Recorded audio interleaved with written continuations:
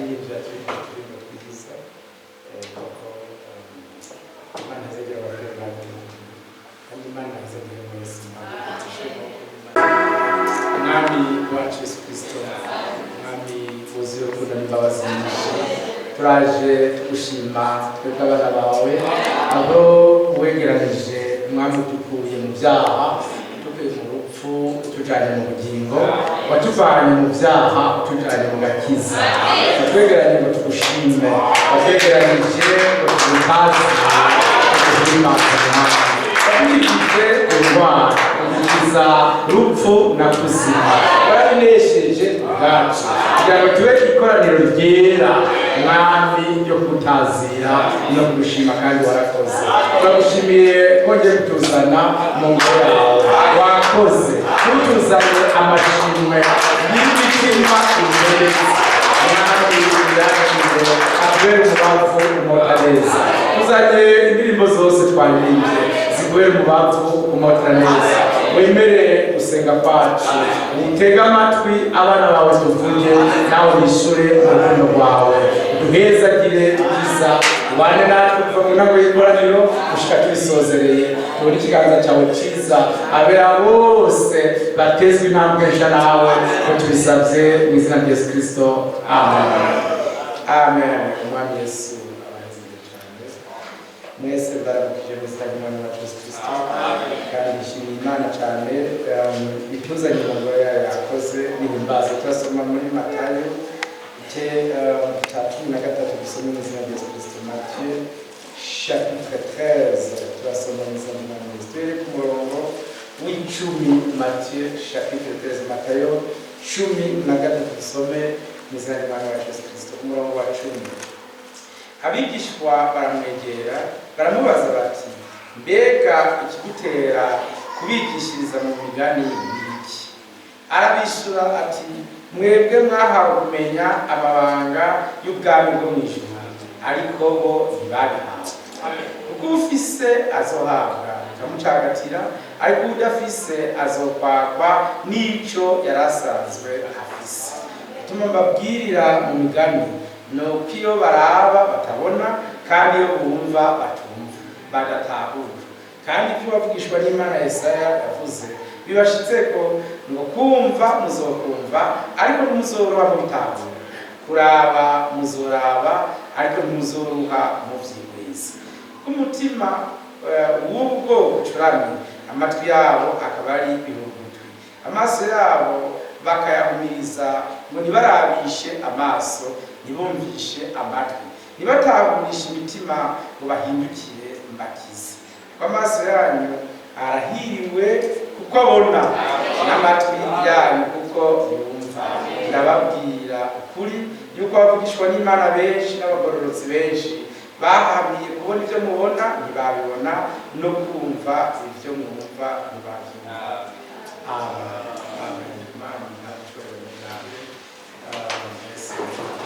Umwami wacu Yesu Kristo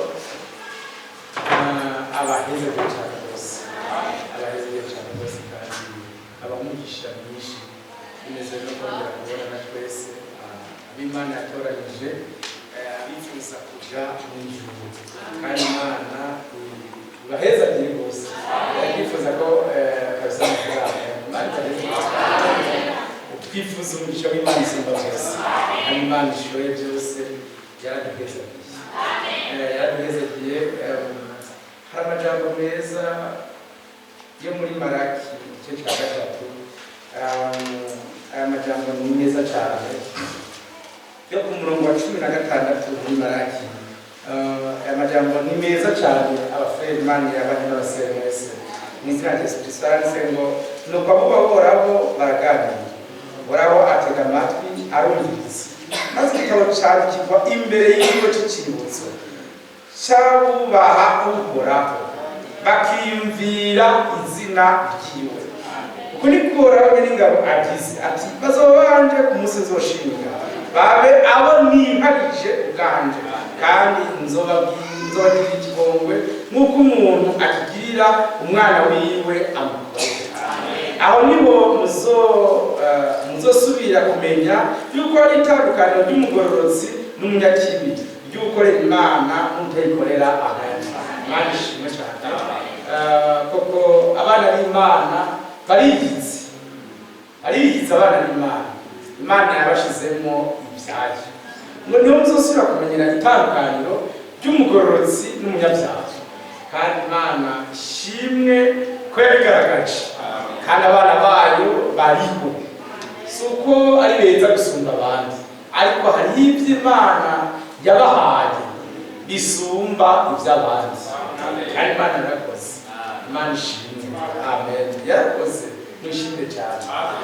Bibiliya ivuze ngo iyo abagororotsi bariko baraganira ibitabo by'ibyibutso, igitabo cyandikirwa imbere yiwe cy'icibutso c'abubahoraho, bakiyumvira izina ryiwe. Saba aribo bose nabo bahoraho bakiyumvira izina ryiwe, amen. Abo nibo Imana itega amatwi iyo bariko baraganira, kandi ngo bazobanje ku munsi nzoshima. Icyo gihe bazomenyekana haba itandukaniro ry'abagororotsi n'abanyabyaha, haba itandukaniro ry'abakorera Imana n'abatayikorera. Imana ishimwe, kandi nizeye ko icyo gihe ari ikiturimo. La parole fait mu magarama ariya kuri Eglise n'abanze ngo Jésus kari apagati kakere ngiro siko bikimeze. Akapagati kuri Eglise kari katse ngo Jésus fait la différence. Et c'est vrai. Il y a abantu bakera bakabonye akapagati kandi katse ngo Jésus fait la différence. Bari banditse neza bagenzi. Donc c'est vrai, Jésus fait la différence. Ashiraho ubudasa, kandi ubudasa ni bw'Imana yaduhamagariye kwerekana nk'abana bayo. Berekana la différence, ubudasa hagati yacu n'abisi, hagati y'abizera n'abatizera. Imana ibasa, ils sont différents, n'abantu babiri badasa. Imana ishimwe. Bible ivuga muri 2 Corinthiens chapitre 6 mu rukono rwa kabiri cya gatandatu.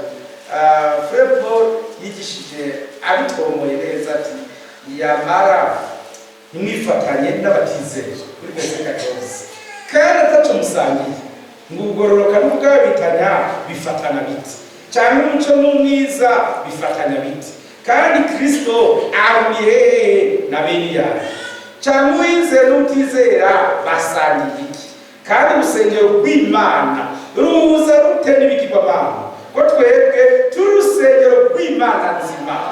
Nk'uko Imana yavuze iti nzogerera muri bo, nzogendera muri bo, b'Imana yabo nabo babe abantu banje.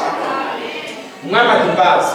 Nuko muve hagati y'ababandi mubitandukanyeko nikoraho agize, kandi ntimugakore ikintu bihumanya na kimwe, nanjye nzobakira, nzobabera so, namwe muzombera abahungu n'abakobwa, nikoraho ashobora byose agize, amen.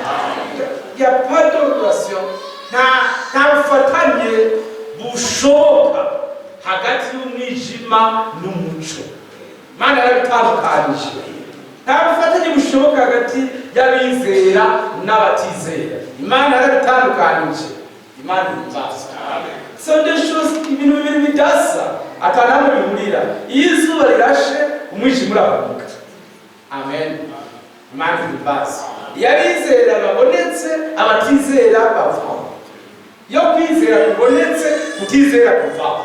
Abana b'Imana bafise batwaye ivy'Imana yabashizemo. Amana ibasa. Batwaye ibyo bari bafise, bari basanga batwara ivy'Imana yabashizemo. Nibo bana b'Imana isumba byose. So accepter la correction, bemeye gukosorwa, bemeye guhindurwa n'Imana isumba byose. Ibavanamwo ivyabo, ibashiramwo ibyayo bwite. Imana ibasa. Bible iri kuvuga ngo kera n'abantu twari. Imana ishimwe. Ni Petero yabivuze muri 1 Pierre chapitre 2 verset 9. Frère Pierre ati yamara ariko mweho mu bwoko bwatoranyijwe, amen, mukoranije kuba abami n'abaherezi muri hanga ryera, amen. Abantu bashyiriweho kuba inteko yabahamagaye ikabakura mu mwiza ikabashitsa mu muco wayo utangaje. Kera n'abantu mwarimwo ariko noneho muri abantu b'Imana. Amen. Kera nimwari bwagirirwa imbabazi maintenant uho mwerekana ko mwahaniwe. Amen. Nimugenda nk'abari bo bose bagenda mu isi uko bashatse, no, mugenda mwerekana imbabazi Imana bati. Kera nta imbabazi mwari bwerekane ko mwari mwaragiye, ariko noneho mwerekana imbabazi, mwerekana ikigongo c'Imana. Aujourd'hui vous manifestez, mwerekana amen Imana yakoze iwanyu. Mwabahimbaza. C'est ça les enfants.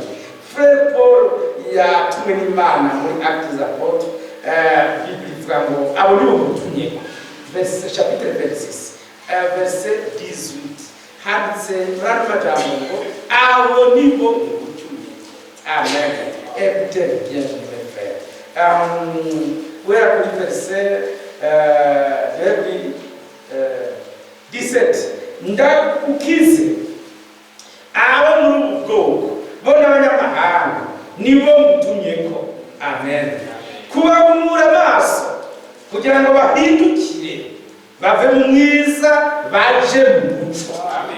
Oui, mani basa nico Imana yaturugikiye abakozi, yabarugize kugira ngo babeho tubavuge, tuze turarepeta tuti je abo Frère Branham, Imana yanditse Frère Branham, Imana yanditse Frère, si kubisubiramo gusa oyaye. Bible soma neza frère, soma neza handitse ngo nibo mutumyeko. Amen. 18 ugende par la prédication, ukoresheje ubutumwa bwiza, ubahumura amaso nabo kugira ngo bahindukire bave mu mwiza baje mu muco, bave no mu bubasha bwa Satani baje ku Mana, bateko baharigwe ibyaha byabo baraganwa n'abejejwe no kunyizera. Amen. Imana ibaza. Frère bagomba kumva akazi Imana yaje gukora iwacu, sakazi ko kugumizaho uko twari turi uko twari turoya. Imana yarabitse ijambo ryayo rifise ingufu, irungika n'abikoresha bafise ingufu kugira ngo batuvane mu mwijima batujane mu muco. Amen. Batuvane mu rupfu batujane mu bugingo. Amen. Batuvane mu maboko ya Satani batujane ku Mana isumba byose. Abo niko kazi baje gukora, kandi umwimbu w'Imana uzoboneka. Imana ihimbaza. Aya majambo meza ngiye kubasomera mwanyihanganira yo mu Efeso Pawulo yigishije mu gice cya kabiri kuri verset 11 musanzwe muyazanze ngo nuko mwibuke.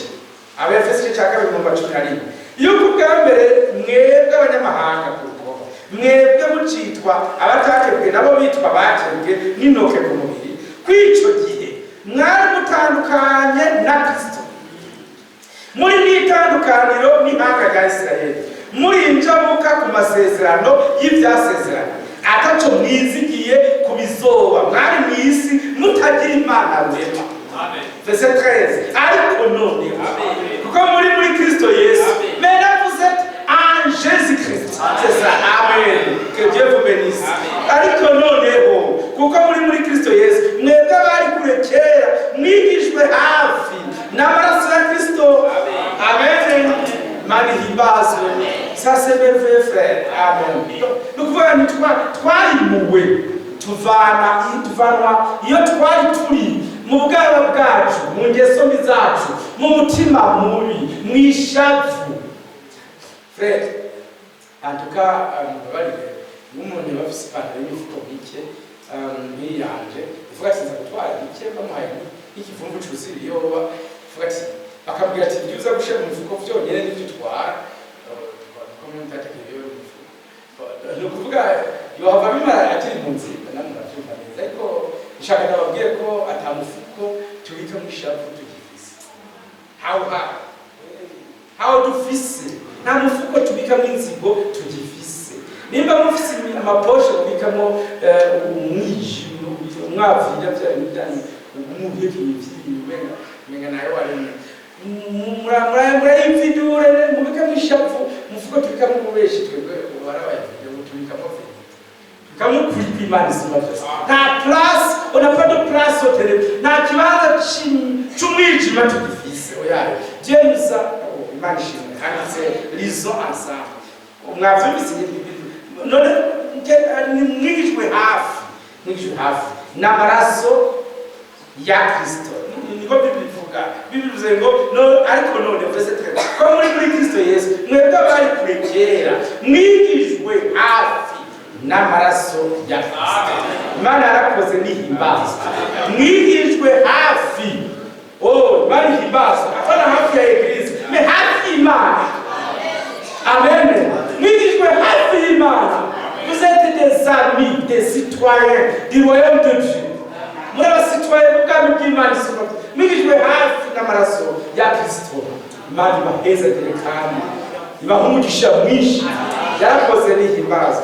Écoutez frère, que Dieu vous bénisse. Frère Paul, yabivuze neza hano, que Dieu soit muri Philippi Imana ishimwe. Non, Colossiens chapitre 1. Colossiens, non pas Philippiens mais Colossiens chapitre 1. Haranditse, que Dieu vous bénisse. Handitse ngo nicyo gituma verse 9. Cyo gituma natwe wereke twavyumviye. Tudahengesha kubasengera. No kubasabira ngo muzuzwe ukumenya ivyigomba n'ubwenge bwose no kumenya ivy'imwene. Est-ce que vous avez compris? Vous avez été vidé marafani omishari n'inzigo n'akazikira n'ibindi kugira ngo Pawulo avuze ngo turabasengera aujourd'hui kugira muzuzwe kumenya ivy'Imana igomba. Merci. Imana ibaza hari umwijima Imana uzuza umuco hari urwanya Imana izuza urukundo hari uzimira Imana yarakoze n'ihibaza nishimwe kandi cyane. Amen. Verset 12 mushime Data wa twese. Alleluia. Yasohoje nahibaza kuraganwa n'abera umwandu wo mu muco. Amen. Yadukijije ububasha bw'umwiza atwimurira mu bwami bw'umwana w'iwakunda. Yarakoze nahibaza. Ese byarakoze mwenda ko byakoze mushime Data ya dans le passé il a déjà fait. Imana ibaza yarashinga iyo bari mushinze abashinga mu bwami bw'umwana w'iwakunda. Imana ibaza kandi nashimwe yatufanye hiyo. Murabona ibyo biti byabiteye hari hano hari igiti cy'ivoka hari igiti cy'ivoka mugabo giteranye n'igiti cy'amahwa hanyuma giteranye n'igitovu hanyuma arabyigweza kigira igiti cy'ivoka n'icyo kumana n'ibyo biti aragishingura agishingana hamwe n'amapampemusi n'amamandarine n'imicungwe ibintu bishobora kumwe byose byiza ubishitsemo wese azonezerwa. Voilà, c'est ça ce que nous sommes. Yatwimuye hiyo adushinga mu bwami bw'umwana we mu bwami bwa Yesu Kristo ashinzwe ba Petero ba David ba frère Abraham ba Branham ba frère abo bashinze barya bagabo bose biriya biti byose ubona hajya natwe niwe yadushinze. Si ibiti biryana oyasi n'ibiti mwarakwumvise Imana ibaheza ati yo yivuza plante là yarakoze nahimbaza. Ibyo ni Imana yakoze iwacu nta affaire dufitaniye na biriya twahozemo c'est du passé nikahise. Imana ihimbaza yakoze nikahise kafusuwe n'amaraso ya Yesu yarakoze. Imana yacu nihimbazwe kandi ndashaka muvyumve aya majambo yo muri Zaburi yo icoma abantu bakayumva neza muri kusome muri Zaburi ya mbere. Aya majambo nayo handitse ngo hahirwa wala Imana ishimwe hahirwa umuntu atagendera mu n'amati. Que Dieu soit hahirwa umuntu atagendera mu nama z'abantu. Imana ishimwe adahagarara mu nzira y'abanyabyaha aticarana n'abacokora aticarana n'abacokora Imana imugeze kwara ariko ibimuhimba biri mu byagezwe by'Uhoraho kandi ibyagezwe byiwe nibyo ashyira ku mutima ku murango no mu ijoro Isirabeli azaba nk'igiti gitewe hafi y'imigezi y'amazi cyane igihe cyacu ibibabi byaco ntibyuma icyo azokora cyose kizogenda neza Imana bageze neza Imana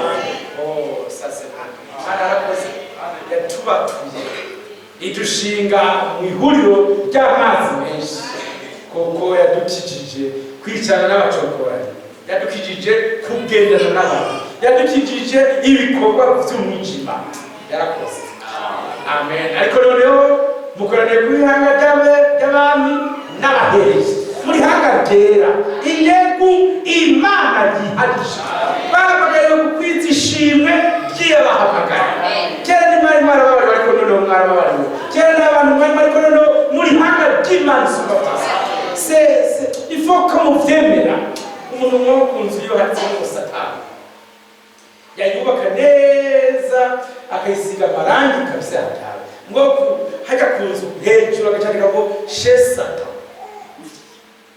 iyo nzu boyaga n'ahari nziza boyaga n'ahari nziza nibo raba agaciro kayo banziwe chez Satan iyo nzu nta gaciro hari kuciwa kuti Jesus Christ abazoca bose bazonezerwa azotwenga la frère ce n'est pas ce que Imana yadusenyuye ngo ikiduca amaboko dutere kwa yandi non il nous a transformé ugaye duhinduye turi bagufi kujya twari turirabura kujya twari turirabura ariko none Imana indani muri twebwe iyakije umuco ahari umwijima wari wanduza umubiri wose Imana yakije umuco w'ijambo ryayo idushyira mu butunzi bwayo none ubu turakeye c'est éclat dufite gukayangana kuvuye ku Mana tutavuye mu kwisiga amavuta meza oya ni gukayangana kuvuye mu bwiza bw'Imana isumbatase soko twimesheje utweje twagize non soko twambaye inyambaro n'imene c'est parce que nous avons Dieu dufite Imana mu mutima Imana ihimbaza umuco wayo yavuze ngo umucumeho mu mitima yanyu no mu muco waraturasiye izuba ryaraturasiye n'ubugingo Imana ihimbaza yarakoze Imana ihimbaza icyo abafrere bose bakimuka bakava aho hantu hajya ahantu batera kurira abatera gushavura ndabitode iyo liste ni ndende abatera kwangana ibyo bintu byose ntawe urabikura bintu abafite bose bagira guhomba nta muntu yangana arunguka nta n'urira nta muntu n'umwe yashapfuye arunguka jamais asanga gucuruza gushapfura ubuhombe bwawe buri hafi uradandaze uzoshorerwa n'abandi bazokwanuka bati vuba twakamugiye birarura birabishe ariko niba ufise umunezero ufise amahoro ava ku Mana kandi ijambo ry'Imana niryo rirarema ijambo twakiriye niryo rirarema je veux dire ceci mubare no kugira madame Mikana ivy'Imana yakoze barabivuze nabi ndasubire neza ivy'Imana ikora bigenewe abatoranijwe bonyine abandi ntibaraba bashaka umunezero w'ukura ko hari ab'Imana riremwo umunezero wayo ubashaka ko kuruhuka bo bivana bazopfa barusha ariko hari ab'Imana iremamwo repos celeste kuruhuka bivuye mu ijuru bitanzwe n'Imana isumba byose Imana ihimbaza ushaka ko bamera neza bo bikura bitangwa n'ijambo ko batabyakiriye ntavyo bazoroba ariko abavyakiriye bose Imana ihimbaza abavyakiriye bose Imana ishimwe byahinduye abana b'Imana byabahaye kamere y'Imana isumba byose Dieu l'a fait kandi ijambo twakiriye niryo nyundi bicura umwami ahimbaza si vous aimez la parole vous aimez Dieu. Iyo ukunda ijambo ukunda Imana kandi n'umugisha w'Imana uzobana nawe. Je répète, ivy'Imana ikora reka tubisubiremo. Bamubajije bati kubera icyo wigishiriza mu migani. Yesu ati ega bafise amatwi ntibumva, bafise amaso ntibabona, ariko mwebwe amen murahiriwe kwa amaso yanyu yabonye ibi mubona. Haleluya. N'amatwi yanyu akumva ibi mwumva, n'imitima yanyu igatahura nk'uko mutahura. C'est Dieu qui l'a fait en vous. Imana yabikoze iwanyu kuko mwatoranijwe kuba urubyaro rwayo. Bitandukanye no kwitwa frere, bitandukanye n'idini ry'abafrere. Idini ry'abafrere ririmo abanyenzigo n'ababeshi n'abayisikoro, ririmo abantu batandukanye. Idini ry'abafrere ririmo abantu benshi, ariko ririmo abantu bishari bakazishatse n'abandi batari bamwe. Ariko iby'Imana yakoze iwacu byatuvuye ubugwayi bwose twari dufise. Amen. Imana yarakoze yadubomagara. Que Dieu vous bénisse. Imana ibahumugisha mwinshi. Écoutez frère, nitwegereye Hébreux chapitre 12. Imana ibahumugisha mwinshi cyane. Écoutez frère, handitse aya magambo ngo verset 18, Hébreux 12, 18. Nimwegereye umusozi woko wako waka umuriro, kandi nimwegereye umwiza w'umuzimagiza n'umusitani n'igihuhuta n'inzamba ivuga n'ijwi ry'amajambo abayumvise binginga kutabwirwa irindi jambo kuko batabashije ibyagezwe ngo naho coba. Imana ishimwe. Harakomeje ati ariko vende mwegere umusozi Siyoni n'umurwa w'Imana nzima Yerusalemu ho mw'ijuru n'ikoraniro rikuru ry'isinzi ry'abamarayika n'ishengero ry'abana b'imfura banditswe mw'ijuru. Mwegereye n'Imana. Haleluya. Umucamanza wa bose. Amen. Nimwemu z'abagororotsi batunganijwe rwose. Mwegereye na Yesu muza hesha isezerano risha. Mwegereye n'amaraso acucagirwa avuga ibyiza kurusha aya Abeli. Amen. Umwami yarakoze. Ese umwami yarakoze? Muramukunze? Yaduhaye iyo ekipema yose, yatwekivye n'ivyo bintu byose. Ati mugakiza kanyu amaraso azokwama ari hafi y'abacumuye bose aboze. Mugakiza kanyu Imana umucamanza wose azokwama ari hafi yanyu kugira ngo ababere avoka, uwaburanije abe ubaburanira. Amen. Mwegereye na Yesu, muzokwamana Yesu impande yanyu kugira ngo ababere ikimazi gishimwa n'Imana isumba byose. Tout est là. Mwegereye na Yerusalemu isha. Amen. Kugira ngo mwese abatoranijwe muzojeyo kuja kuruhuka ingorane zose mwahuriye nazo mw'isi. Umwami nahimbazwe. Ibyo byose bishize hafi yacu, arigumiza aho tuzoba dukoranire kugira ngo abera bose biraryoshe kubona nk'umuherezi wanyu ubona imfura ari premier ministre, hanyuma wa kabiri ari ministre de la santé, wa gatatu ari je ne sais pas, wa nyuma mukene ari gouverneur. Hama nawe ukiga muri secondaire uvuga ngo ndabazi iby'iwacu none ibyo turi iwacu mwene mubizi. Yeni muzi wa mbere ni president de la république, hanyuma wa kabiri ni premier ministre, hanyuma undi ni ministre de l'intérieur.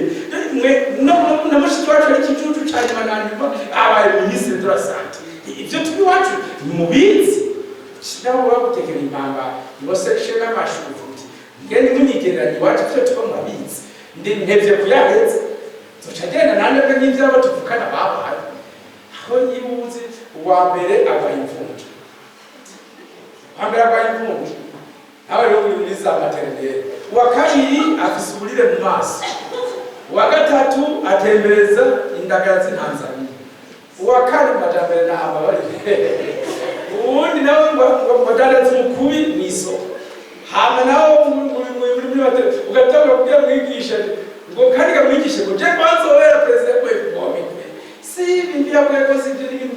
amana uriko urashaka hariyo abapfukana imbuto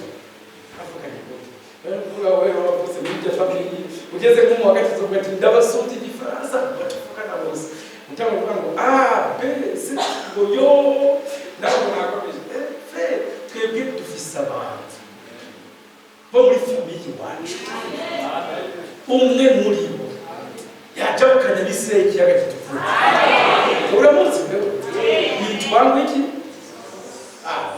yumva ko mwazi nawe muzi yitwa frere frère Moïse. Tabana Mose, yitwa frère, yitwa muturi bamita mwene data. Amita mwene data Mose. Muramuzi? Henuni mwene data ahambaye cyane. No, reka yitwa Josué. Mamuzi Josué. Uwo frère mwene data nawe yaje kukanya abandi ba frère tuvukana Yorodani kuzu. Muramuzi Yorodani? Muramuzi Yorodani yari bameze. Ja, Imana ntibazi. Hari undi mufire wacu rero nawe yapfutse je bundi mu nyuma aheruka kuduga mu ijoro adapfuye. Mikoko teraje mutora bona muri famille wacu. Imikoko teraje mutora imutwara adapfuye. Hamufire wacu. Hanundi umwe wo kwa onke, aho nyine byo muhungu wo kwa onke yitwa Nowa, yubatse ubwato butatwagwa n'amazi. Muri famille wacu nabumva nyine hameze. Netwe natwe uwo tubwira ko tuzoduga tudapfuye azobesha si biri family wacu nibyo mu muryango wacu nibyo wanyu mufise imvunda n'intonganyira n'ibindi kumatwe iwacu baduga badapfuye harimo abitwa ba Enoki hari abantu bitwa ba Eliya hariho undi nawe yari muhuza muri family wacu yitwa Jesus Christ yatutse mu bapfuye kandi banifura muri bene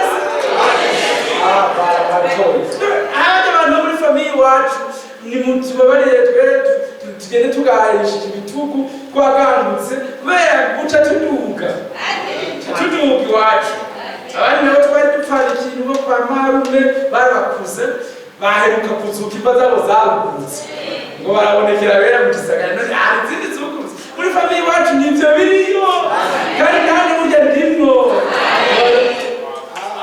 Imana yakoze byose byari bigenewe abera byari bigenewe twebwe sana kose nabo bitaraba rero mwebwe nubura n'umufere yibye so muri famille wacu kamere atari muri famille wacu mushakira mushaka nibashaka kwica n'ishoka guteme ashaka atari muri famille wacu muri hangana ariko abo muri famille wacu murabazi hari abasere ba Maria hariho ba Sara Imana ishimwe cyane hari ubundi musere mwarwaye ba Elizabeth bene n'abasere b'iwacu bibashiki bacu nabo nyene bo muri famille wacu hariho ba Simeyoni Imana nziza nabo mu muryango wacu icyo gituma Bibiliya ivuze ngo ariko none twigijwe hafi Alléluia twigijwe dans cette famille par le sang de Jésus. Oh, que Dieu vous bénisse.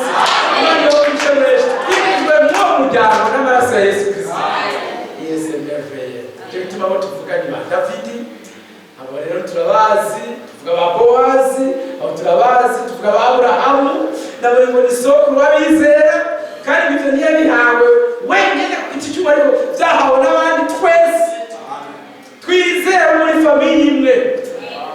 Que Dieu vous bénisse.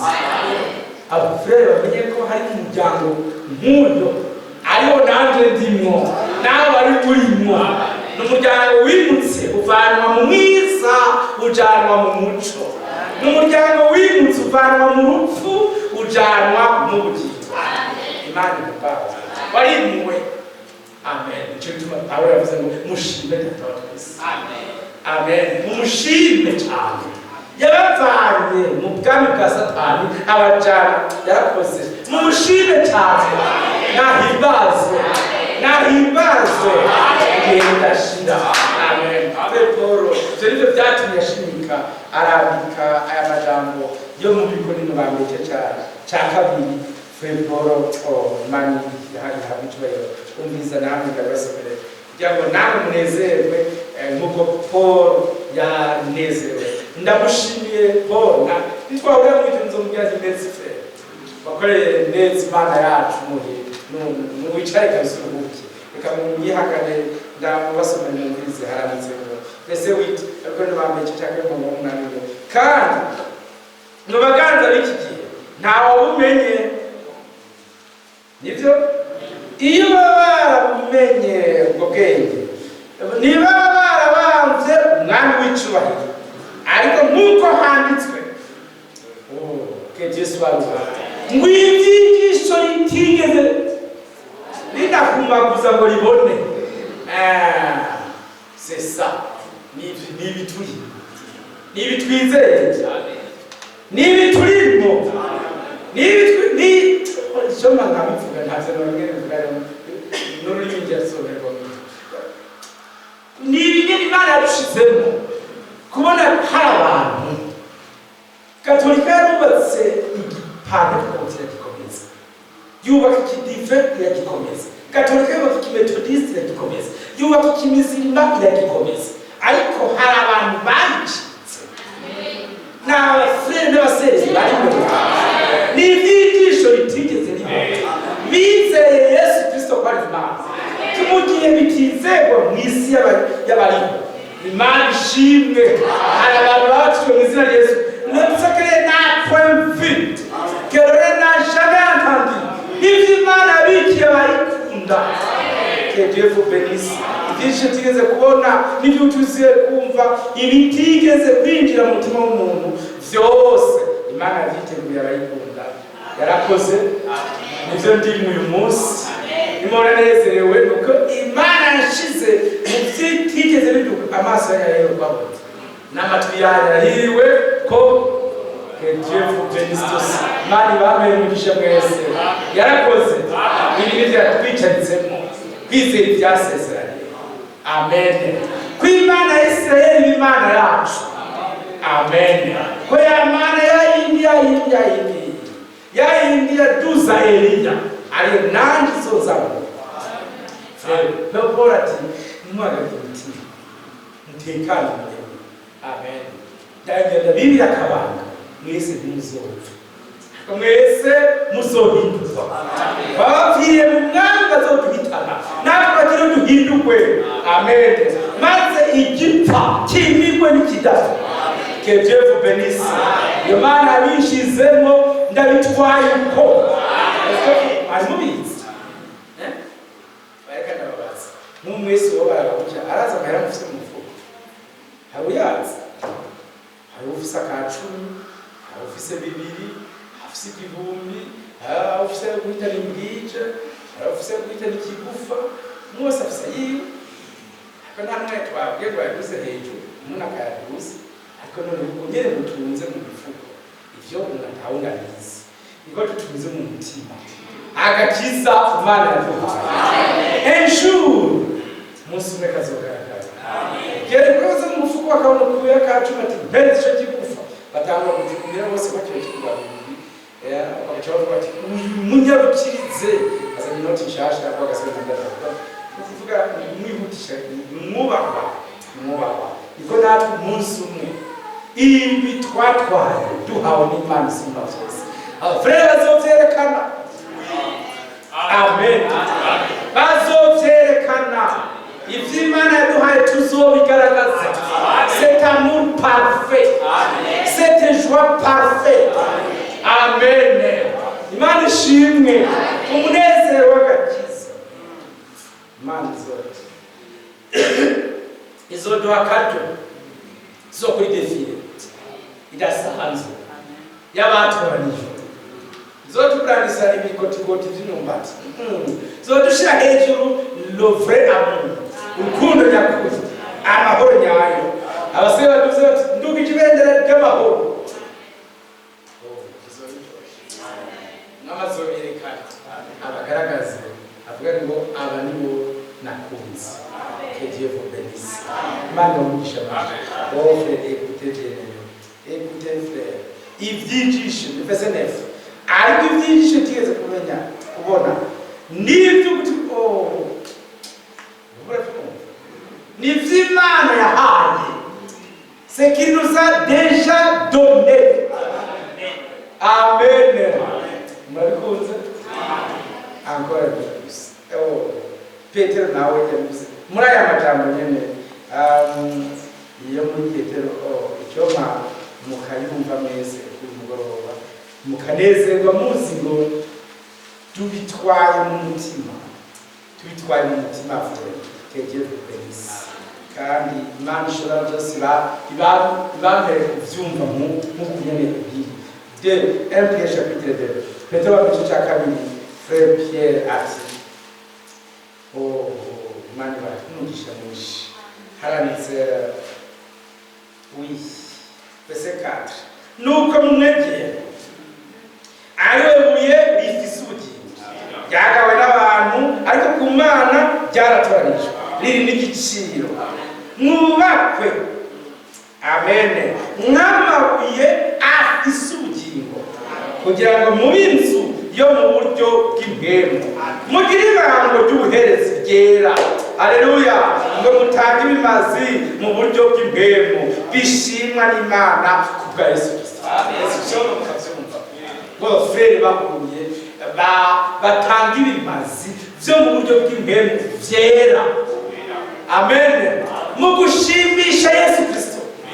Sigura bavugana ngo murezi wacu agenda nabi sindiaba abantu bavuzije piano ngo bakoze kuri tushitari indiaba tumwe kubisuzugura kuri kare ngo bari badejwe kamera warahandi bakoze bicebeye ngo nibyo mwacukura habutwe amen iyo tuhuye horizon ni mu bisuko n'umusoro ndabasabye mu nyemere tubisoma nuko mumwegere ariwe buye rifise ubugingo ryagawe n'abantu ariko ku Mana ryaratoranijwe riri n'igiciro mwubakwe nk'amabuye afise ubugingo. Des frères qui montrent qu'ils sont sauvés. Akaro frère bakuvugana ngo 200,000 ngo 300,000 ngo ibigori ngo n'intete abo n'abafere bavuga mu ijuru bamera foma kavuga intore n'intete n'amagufa n'inka n'ibiki mwe bavuga mu ijuru bamera n'ibitenge n'ibirato n'ingofero bavuga amen. Oya reka dusubire muri somo mwumvirize ingene bameze abafrere mwubakwe verset 5 nk'amabuye afise ubugingo kugira ngo mube inzu yo mu buryo bw'impemu mugire ibango ry'ubuherezi ryera ngo mutange ibimazi mu buryo bw'impemu bishimwe n'Imana muti Yesu yarakoze nawe n'abafrere muti merci Jésus nawe n'abafrere muti merci Jésus wahura na madame uti merci Jésus kubwa Yesu Kristo duhimbaza Imana nibyo bimazi tukanezererwa igikorwa Imana yakoze mu mitima yacu nibyo bimazi vyera bishimwa n'Imana isumbabyose amen que Dieu vous bénisse. Haranditse verset 6 ko mu vyanditswe harimo y'amajambo muraba na Sisiyoni ibuye ry'imfuruka ryatoranijwe riri n'igiciro kandi uryizera ntazomara amaso nuko mwebwe aleluya abizera ni mwebwe mwagerewe ico giciro aleluya que Dieu soit loué mwebwe abizera amen ni mwebwe mwagerewe kw'ivyari muri Kristo Yesu bizi wanyu aleluya kwihangana kwiwe bwabugwaneza bwiwe kwakwirinda mwebwe bizeye iparole ni mwebwe mwagerewe kw'ivyari muri we bibazamo amen que Dieu laisse même sonner nk'ubu ariko genda n'indabazi burya ntimubona ko Imana yakoze byinshi urazi Imana ikunezereje mu isi y'abagoroka isi y'abiganira Imana ikaguha urukundo mu isi y'abantu kandi ikakuzigira ese ntiyakoze akazi ikaguha ishimwe munsi mu isi y'abiheruye ukamushima ugaca mu buburi ushima kandi mu bwuzuye nimba zera ziko n'amakaro waca ukaririmba kandi ikati nzoririmba igitangaza abandi bagaca bagahukuma hajyana imarume hajyana ubuku hajyana magari n'umujinya mwinshi habwo abandi nabo bahashika ati Yesu ahimbazwe anapfire mu imva zimwibutsa kuzozuka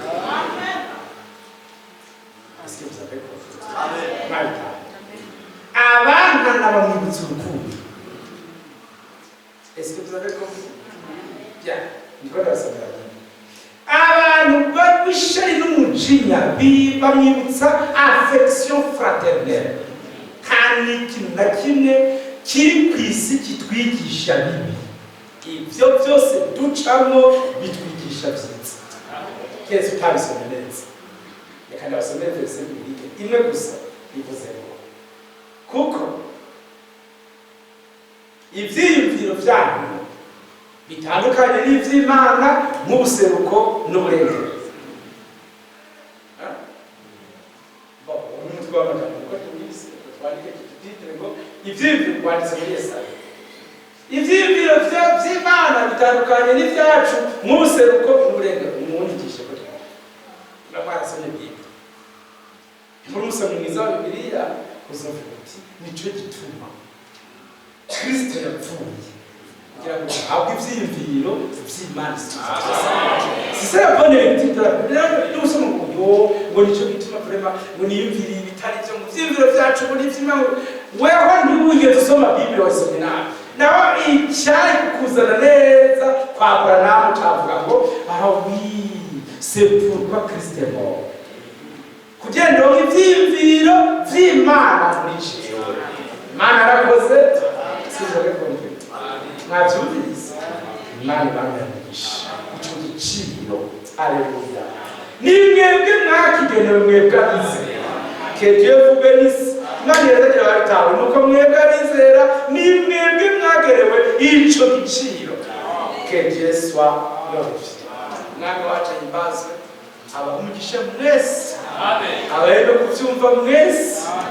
Bibiliya yavuze ngo iki ngo bafise amatwi n'ibumva. Nawe wahasoma nutuvuga ngo ukanda kumva rero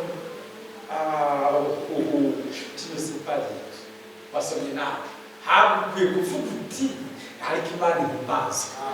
Cyo gituma Imana yampaye message ngo ngire amatwi yumva. Wasoma uti bafise amaso ntibabona ukanda ni wa mfere kubera rero ari mfere mwangana rero utuvuga ngo ni nuze mwese teretse Yesu ko basoma Bibiliya haba tuvuga Imana ihimbazwe ko yampaye ayabona.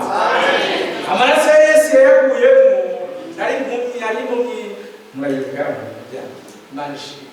Amaraso ya Yesu yatarukiyemo hama tubona le bien tubona ineza y'Imana isumba byose kandi twarayikurikiye umwaka n'ahimbaza.